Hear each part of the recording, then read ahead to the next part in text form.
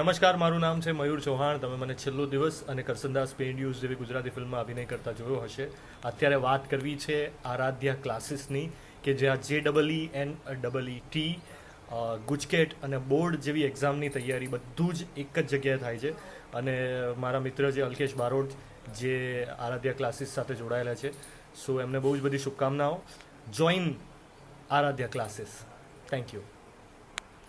हाय बच्चा लोग, Soham sir, physics, Aradhya classes. हाँ, आज ray optics and optical instrument पे लेक्चर नंबर 12, 10 और 2, 12. हाँ, क्या है डिस्कशन?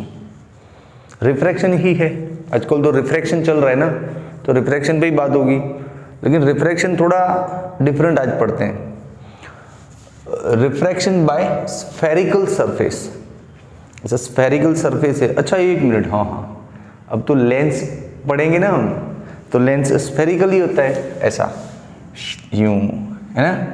इस साइड से एक समझो इसका इमेजिनरी स्फीयर बना, इस साइड से एक बना, तो लेंस ऐसा, लेंस लेंस लेंस ऐसा स्फेरिकल ही होता है. लेकिन दोनों साइड से स्फेरिकल अभी नहीं पढ़ना है. अभी लेंस को एक दो लेक्चर रुक, धीरज रख, शांति रख, पहले उसका बेसिक फंडा तुझे क्लियर करवा दूं. आज हम सिर्फ स्फेरिकल सरफेस, मतलब एक साइड से स्फीयर टाइप ऐसा देख. अच्छा ये क्वेश्चन रुक, पढ़ा उससे पहले बता दूं, ये इस तरह से भी पूछ सकते हैं कि ये फॉर्मूला डिराइव करो, -n1/u plus n2/v is equal to n2 - n1/r. और ये IMP फॉर्मूला है भैया. हाँ, इस नाम से भी इसको पूछ सकते हैं. रुक, इस नाम से भी ये पूछा जा सकता है, बिल्कुल. और ये क्या है? IMP. इसे मन लगा के पढ़ो, इसे मन लगा के पढ़ो. हाँ, इस नाम से भी क्वेश्चन आ सकता है, तो आपको उसमें भी यही रिफ्रैक्शन बाय स्फेरिकल सरफेस ही समझाना है. चल देख, अब स्फेरिकल सरफेस ले लेते, पहले थोड़ा बड़ा लेंगे ना. ये हो गया स्फेरिकल सरफेस, मतलब समझ ले कांच है, ग्लास है पूरा, यहां तक यूं फैला हुआ है. ठीक है, ये हो गया उसका principal axis. Principal axis, okay done. यहाँ पे हो गया उसका मिड पॉइंट. यहीं से सारे डिस्टेंस मेजरमेंट करेंगे कि ऑब्जेक्ट कितना दूर है, इमेज कितना दूर है, रेडियस ऑफ कर्वेचर क्या है, वो सब. हाँ अच्छा दोस्त, इसमें कुछ और पढ़ा हूँ, उससे पहले 2-3 चीज़ें बता देता हूँ. अपन ने इससे पहले रिफ्रैक्शन ऐसे पढ़ा था ना, जैसे ये पानी भरा हुआ है, सपोज ये पानी है. हाँ, यहाँ से एक इंसिडेंट रे आया, ये नॉर्मल टू द सरफेस, ये रे टूवर्ड्स द नॉर्मल गया, या ये रेड मीडियम है तो अवे फ्रॉम द नॉर्मल गया. ये सब पढ़ते थे ना. उसमें देख, ये जो रिफ्रैक्टिव सरफेस है ना, जहाँ से रिफ्रैक्शन हो रहा है, ये सरफेस देख एकदम प्लेन है. और इस बार तेरा सरफेस कर्व है, देख पूरा स्फेरिकल है, तो कोई फर्क नहीं पड़ना है. जो रिफ्रैक्शन के लॉ यहाँ पे लेते थे वही सारे यहाँ पर भी लेंगे. क्यों? तो उसके लिए एक धांसू आर्ग्यूमेंट है दोस्त, कि जो इतना बड़ा स्फेरिकल सरफेस दिख रहा है ना, इसके किसी भी स्मॉल पार्ट को, जैसे ये कोई स्मॉल पार्ट है, उसको हम प्लेन समझ सकते हैं. इतना स्मॉल पार्ट यहाँ पे लाके ड्रॉ कर दे, हो गया ना प्लेन. ऐसा प्लेन सरफेस ही हो गया ना. हाँ, तो ये सबसे पहला आर्ग्यूमेंट हम यही लिख सकते हैं कि भाई हम इस बड़े से स्फेरिकल सरफेस के स्मॉल पार्ट को प्लेन समझ सकते हैं, और उसके लिए रिफ्रैक्शन के जो लॉ थे पहले वो सारे हम ले सकते हैं. घबराने वाली बात नहीं है. तो चलो पहले अपना ये आर्ग्यूमेंट लिखते हैं, ताकि फिर क्या हम कोई भी नियम ले ना तो कोई प्रॉब्लम ना हो हमको, है ना. तो चलो सबसे पहले यही आर्ग्यूमेंट छापेंगे. छापो, क्या छापोगे?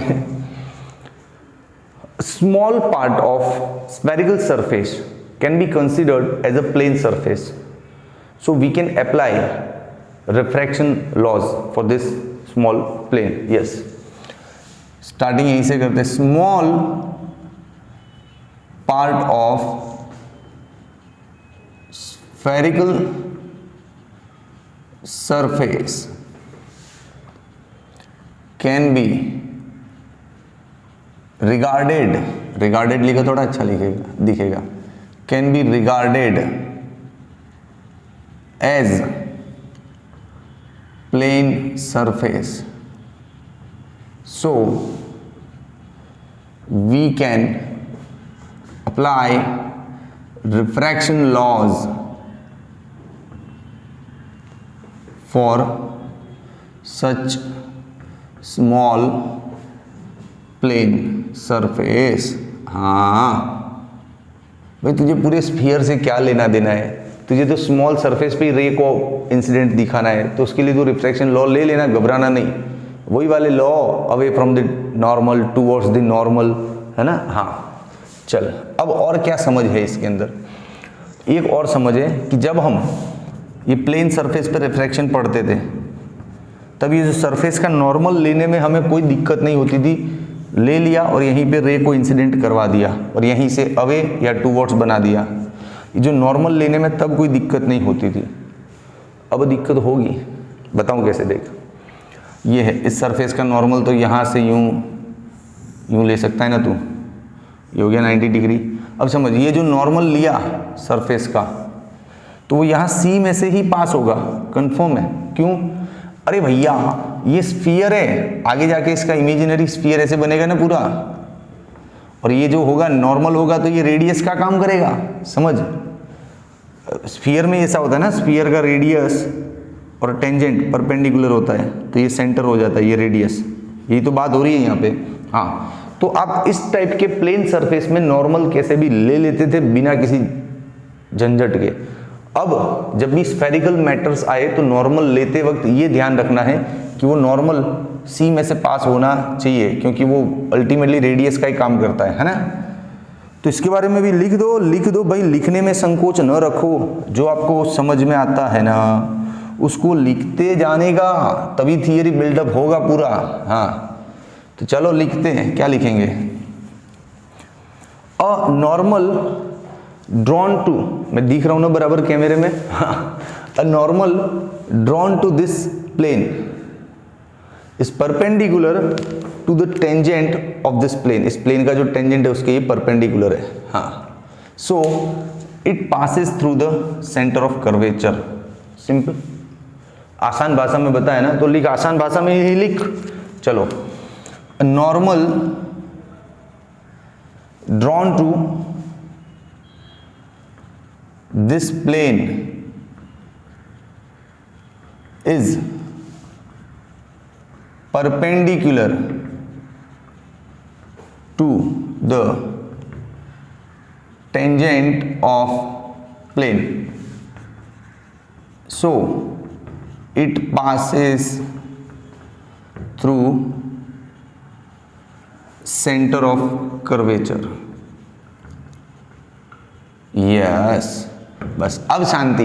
अब हम सारा ड्राइंग अच्छे से लेंगे। ये जो 2-3 नियम आ रहे थे उन नियमों को लिखवा दिया, हो गई रिलैक्स। अब तेरे दिमाग में इतने क्वेश्चंस नहीं उठेंगे कि सर ये सी में से ही क्यों पास हुआ, है ना, सर यहाँ पे रिफ्रैक्शन लॉ क्यों ले लिए। भाई आर्ग्यूमेंट है तो ये पढ़ ले, समझा भी दिया है। चल अब अपना काम स्टार्ट करते हैं। एक ऑब्जेक्ट लेते हैं, पॉइंट लाइक छोटा सा, उस ऑब्जेक्ट को इमेज में भी कन्वर्ट करके दिखाते कि ये ऑब्जेक्ट यहाँ पे तो इमेज यहाँ पे बन रहा है। सर पूरा समझ के ड्राइंग करते हैं। चला जा, तो यहाँ पे कहीं पे एक ऑब्जेक्ट ले ले भैया, छोटा सा, ये रहा ऑब्जेक्ट।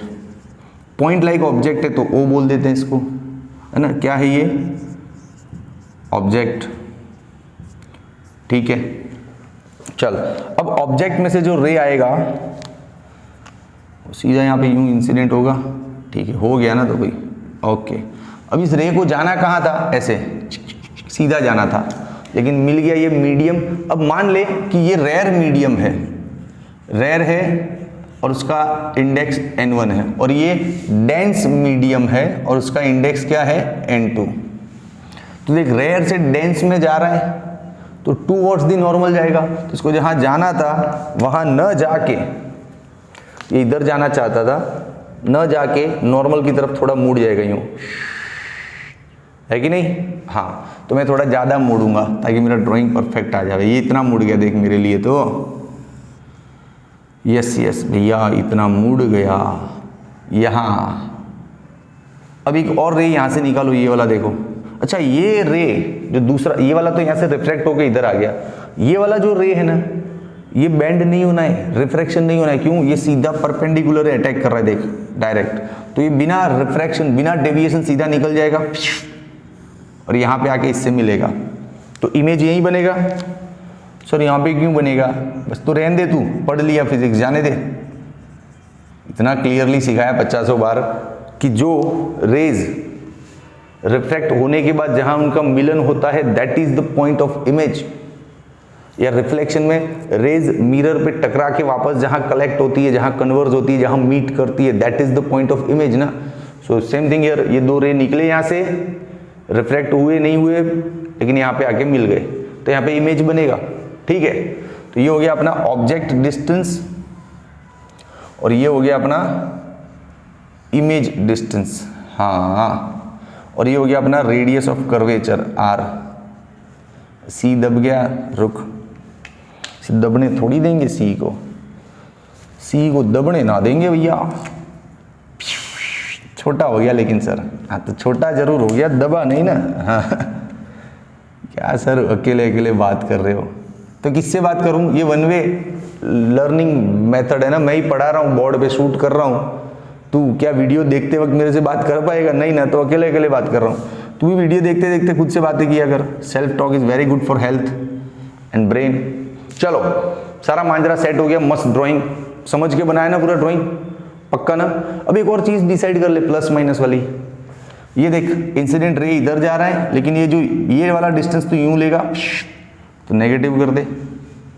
ये सारे डिस्टेंस है वो इंसिडेंट रे की डायरेक्शन में ही है, तो पॉजिटिव है ना। अरे काम आएंगे आगे, अब नाम वाम देना है तो दे दे, चल बाद में देते हैं नाम। पहले इतना जो ड्राइंग किया ना उस पर से तो 3-4 पॉइंट और बनने हैं, बना दूं पक्का। चल, सबसे पहला point, in figure image formation of point like object. Figure में क्या, पहले हिंदी में समझ ले तू, इंग्लिश। फिगर में एक पॉइंट लाइक ऑब्जेक्ट है जो प्रिंसिपल एक्सिस पे रखा गया है, उसका इमेज फॉर्मेशन हमको ज्योमेट्री के थ्रू दिखाया गया है, राइट। बस इसको लिख डाल। अंग्रेजी आता है? नहीं आता है, मेरे को आता है, मैं लिखूं, चल देख। In figure image formation of an point like object kept on principal axis is shown by geometry. ठीक है, चल लिखते हैं। In figure geometry of image formation, image किसने फॉर्म किया? स्फेरिकल सरफेस ने। Image formation by spherical surface of किसका image? Point object. Point object कहां रखा है? Placed kept on principal axis is shown. हाँ यार, धांसू पॉइंट बन गया। इतना स्टैंडर्ड तो लैंग्वेज में कभी नहीं बोलता। चल बन गया तो बन गया, वेरी गुड। अब आगे क्या है? आगे और क्या लिख सकते हैं? इसमें से लिख सकते हैं ना, incident ray enters from N1 rare medium to N2 dense medium. मतलब N1 इंडेक्स वाला रेयर मीडियम है, उसमें से रेज जा रहे हैं N2 इंडेक्स वाले डेंस मीडियम में। तो इसको शॉर्ट में लिखूंगा, rays travelling N1 rare to N2 dense. तो बना के लिख दे धांसू पॉइंट, ठीक है, ओके। अब बहुत हो गया भैया, इतने पॉइंट। चल एक और पॉइंट रह गया कि जो स्फेरिकल सरफेस है उसका सेंटर ऑफ कर्वेचर C है और रेडियस R है। फिर ये सारे मेजरमेंट तो लिखना है तो लिख, ये R और C तो लिख। चल, centre of curvature is C and radius of curvature is R। हो गया, बस रे, अब बंद करो। 5-5 पॉइंट हो गए, इससे ज्यादा थियरी लिखना ही नहीं होता है। अपना पैटर्न है ना पढ़ने का और पढ़ाने का, कि फिजिक्स में ड्राइंग को समझ के करो, जो तूने समझ के किया है उसी को, अपनी फीलिंग्स को यहाँ पे लिख डाल, बन गया थियरी। अब इस चित्र में से गणित ढूंढो, कितना मैथमेटिक्स छुपा हुआ है इसमें। कहीं ट्राइंगल छुपे हुए, कहीं एंगल छुपे हुए, कहीं एक्सटीरियर एंगल दिख रहा है, कहीं स्नेल का लॉ दिख रहा है, मुझे बहुत कुछ गणित दिख रहा है। जितना दिख रहा है ना सारा इधर नोट डाउन करूंगा, सबको मिलाऊंगा, डिशुम करवाऊंगा, मेरा आंसर निकल के आएगा। यस, यही तो पॉलिसी होता है थियरी का। पानी पिएगा? ठीक है, मैं पी लूँ?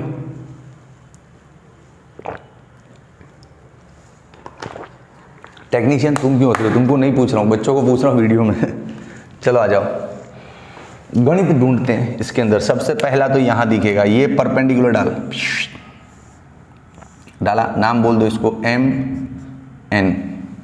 अच्छा एक मिनट बच्चों, ये जो थोड़ा सा डिस्टेंस है ना इतना, उसको आप अवॉइड कर सकते हो। क्यों? क्योंकि ये सारे रेज आपको दिखाने के लिए इतना बड़ा बनाया, लेकिन बहुत ही क्लोज रेज होते हैं। तो इतने छोटे मोटे डिस्टेंस, सारे एंगल सब कुछ छोटा ही होता है ना। तो हम एक आर्ग्यूमेंट लिख देते हैं ना, काउंटर कर देते। क्या लिखते हैं कि as we know these are paraxial rays, बहुत नजदीक है paraxial rays, so angles are small.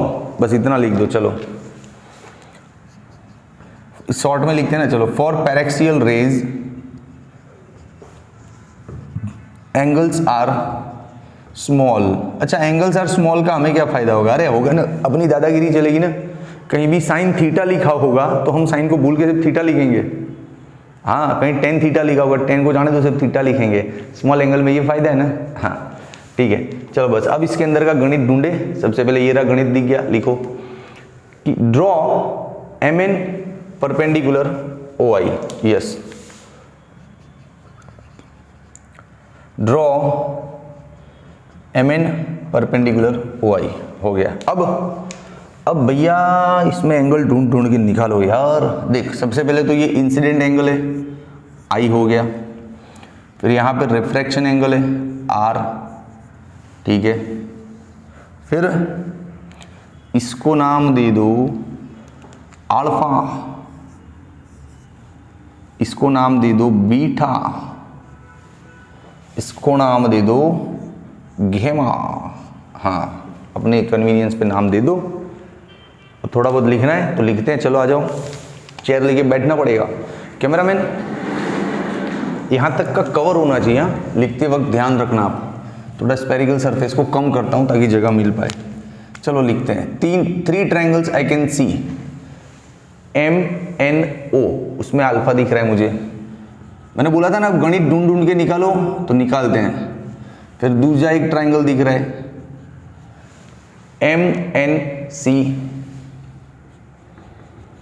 MNC, फिर एक और दिख रहा है MNI। आपको भी दिखना चाहिए तीन ट्रायंगल। इन तीनों में देखो, इसमें 10 अल्फा को अल्फा ले सकते हैं क्योंकि एंगल्स आर स्मॉल। अच्छा अब 10 का फॉर्मूला क्या होगा? Opposite upon adjacent. ये रही अपोजिट MN और ये रही एडजेसेंट ON, तो MN अपॉन ON। ओके, फिर यहाँ पे 10 बीटा को बीटा ले सकते हैं क्योंकि एंगल्स आर स्मॉल। अब 10 बीटा के अपोजिट रही MN और एडजेसेंट हो गई ये NC। फिर एक और दिख रहा है भैया 10 गेमा,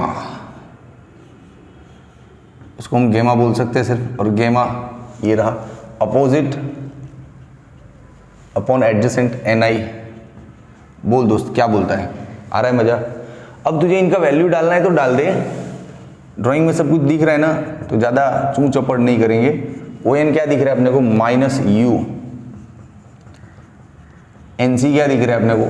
+R। NI क्या दिख रहा है? +V, object distance, image distance ना। हाँ, तो ये सारी वैल्यू बन गई। बॉक्स में पैक कर दे, भाग जाएगी कहीं तो ढूंढता फिरेगा फिर। हाँ, फिर गाना भी गा सकते हैं, जान जा ढूंढता फिर रहा हूँ तुम्हें रात दिन, मैं यहाँ से वहाँ। बस हो गया, बहुत गाना, चल आगे आ जा। अब जो मैंने बोला था ना, इस ड्राइंग में जितना गणित दिखता है ना उतना ढूंढ के निकालो। ये सारा गणित दिख गया, 1 2 3 एंगल दिख गए, इंसिडेंट एंगल ये दिख गया। अब और भी कुछ गणित दिख रहा है इसमें। एक्सटीरियर एंगल का कंसेप्ट पढ़े हो कभी? नहीं पढ़े तो हम पढ़ाएंगे। बाहर का एंगल, ट्रायंगल से जस्ट बाहर जो एंगल होता है that is exterior angle. Cameraman ये सब कवर हो पा रहा है ना? कुछ बाहर नहीं। चल यहाँ पे थोड़ा रफ वर्क दिखाता हूँ। एक्सटीरियर एंगल, रफ वर्क है जिसको भी मिटाऊंगा मैं। एक्सटीरियर एंगल सर बचपन में कहीं पढ़ा था लेकिन इतना दिल से नहीं पढ़ा ना तो याद नहीं है, तो सोम सर को पता है रे बच्चे को कहाँ तकलीफ होगी समझने में। एक्सटीरियर एंगल देख इसको बोलते हैं यूं, ये हो गया तेरा ट्रायंगल। हाँ, यहाँ पे मान लो तेरा एंगल है अल्फा, यहाँ पे है बीटा, और ये जो ट्रायंगल के बाहर इधर मान ले एंगल है थीटा। तो ये एंगल ट्रायंगल के जस्ट बाहर है कि नहीं? हाँ, तो ये इसको बोलते हैं एक्सटीरियर एंगल। और एक्सटीरियर एंगल उसके साथ जो कनेक्टेड एंगल होता है उसको छोड़ इन दोनों के प्लस जितना होगा, तो theta is equal to alpha plus beta, ये होगा। एक और बताऊं एग्जांपल, ले मजे कर। मुझको आवाज दो मिट गए हो कहाँ r प्लस एक्स, तो ये हो गया एक्सटीरियर बाहर का एंगल। इसको छोड़ इन दोनों के प्लस जितना होगा alpha is equal to X plus R. बोल अब क्या बोलता है दोस्त, पक्का? मुझको आवाज दो छुप गए हो कहाँ, तुम कहाँ मैं यहाँ। बस रे हो गया गाना। चल अब एंटरटेनमेंट का क्लास खत्म, अब मैथमेटिक्स ढूंढो। देखो इसमें एक्सटीरियर एंगल दिखेगा आपको, ढूंढो। ये रहा, देख बाहर बैठा है ना, ट्रायंगल के बाहर है। उसका ट्रायंगल कहाँ दिख रहा है? ये दिख रहा है, ये ब्लू और ब्लैक लाइन वाला ट्रायंगल देख, ये रहा MCO के बाहर बैठा है ना आई, तो लिख दो इधर। चलो टाइटल लगाओ बढ़िया। कौन सा ट्रायंगल है वो? In triangle MCO, in triangle MCO क्या दिख रहा है? I is exterior angle. तो एक्सटीरियर एंगल का पॉलिसी क्या था? ये इन दोनों के प्लस जितना होगा I, अल्फा प्लस बीटा। फिर एक और ट्रायंगल दिख रहा है भैया, एक और ट्रायंगल दिख रहा है, उसमें भी एक ये बीटा दिख रहा है, देख किसी के बाहर बैठा है, ये वाले ट्रायंगल के बाहर है। ट्रायंगल कौन सा है? MCI। तो लिखो in triangle MCI beta is exterior. Beta exterior है तो कितना होगा? तो बीटा होगा, इसके साथ जो ये वाला है ना इसको छोड़ दो, बाकी के दो जो है ना R प्लस गेमा, हाँ उतना होगा R प्लस गेमा। तो यहाँ से आपको R मिल गया भैया, बीटा माइनस गेमा। मेरा R और गेमा एक जैसा ही दिखता है ना, तू समझ ले भाई। इसको भी पैक कर दो, भाग जाएगा। मैंने बोला ही था कि थियरी के अंदर गणित ढूंढो, चित्र के अंदर बहुत सारा मैथमेटिक्स भरा हुआ है, ढूंढो उसको। ढूंढा, इतना सारा मैथमेटिक्स निकला यार। तो अभी तो एक और छुपा हुआ है, दिखाऊं? गौर से देख। पहले रुक, मुझे स्क्रीन सेट करना पड़ेगा। अभी ये मामला है ना स्क्रीन से बाहर चला जाएगा क्योंकि बोर्ड हाउसफुल हो गया है। रुक, तो let me set the screen. Okay बच्चा लोग, स्क्रीन सेट नहीं हो रहा है तो क्या करता हूँ, ये जो थियरिकल है वो तो आपने स्क्रीनशॉट ले लिया होगा, इतना सा मिटाएंगे हम। चलो, तो लिखने का क्या है, बाकी मजा है। फिर ये छोटा छोटा लिखना, दुखी होना, मर मर के पढ़ाना, ऐसे नहीं चलता है। आराम से पूरा स्क्रीन का लुफ्त उठाएंगे, फायदा उठाएंगे, मजे से करेंगे। Yes that is some sir ना। हाँ चल भी आ जा। अब एक और गणित दिख रहा है मेरे को, क्या आपको दिखता है? यहां पे स्नेल बाबा का लॉ, स्नेल्स लॉ लगेगा, तो देखा नहीं? N1 sine theta 1, N2 sine theta 2, एक मीडियम दूसरा मीडियम, लगेगा ना स्नेल? चल स्नेल लगाते हैं, आजा।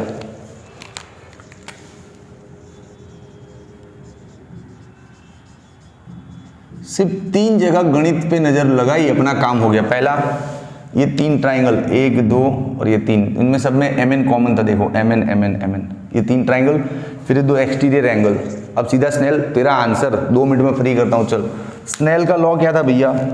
ये था N1 sine theta 1, N2 sine theta 2। Yes, यहाँ पे थीटा 1 कौन है भैया? ये रहा I। अच्छा, ये वाला मीडियम हवा होता ना तो हम इसको N1 को 1 ही ले लेते, लेकिन अभी हम श्योर नहीं है नहीं हवा है कि क्या है। मान लो इधर पानी है, इधर कांच भी हो सकता है, समझा? हाँ, तो ज़्यादा इमोशनल नहीं होने का। सर हवा ले लो ना, एयर ले लो ना, ऐसे नहीं होता है। अच्छा, एंगल तो सारे स्मॉल है, तो साइन क्या कर रहे हैं यहाँ पे? निकाल उसको, यहाँ पे निकाला था ना 10 को, सिर्फ अल्फा रखा था, यस, तो लिख दे बट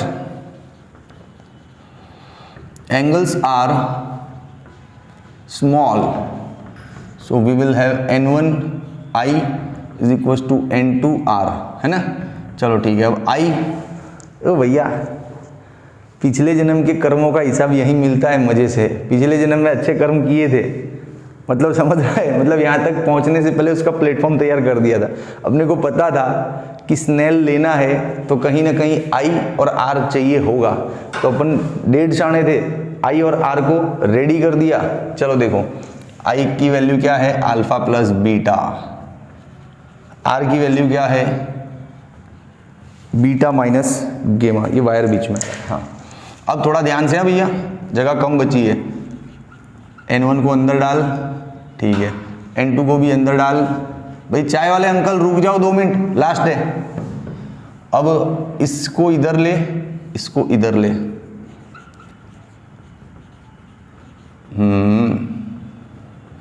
हो गया, ठीक है दोस्त।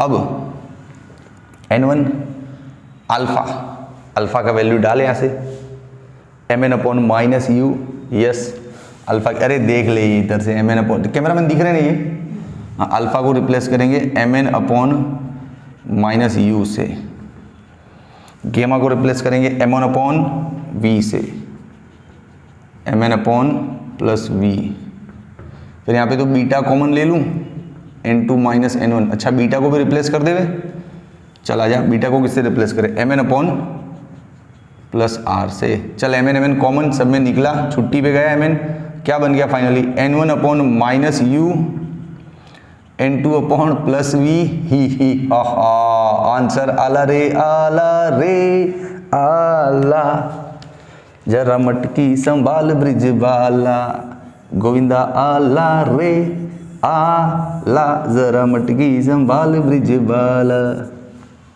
गाने गाने का, खुश रहने का अपने आप में, ज़्यादा स्ट्रेस नहीं लेने का, स्ट्रेस लेने पे ना फिजिक्स आता नहीं है, फिजिक्स याद होता है, फिजिक्स को फील करना है ना तो खुश रहने का, तो तेरे अंदर समाएगा फिजिक्स ऐसे। हाँ बड़ी इमोशनल बातें करते हो सर, ठीक है, ये हो गया, आ गया तेरा आंसर, मजे कर।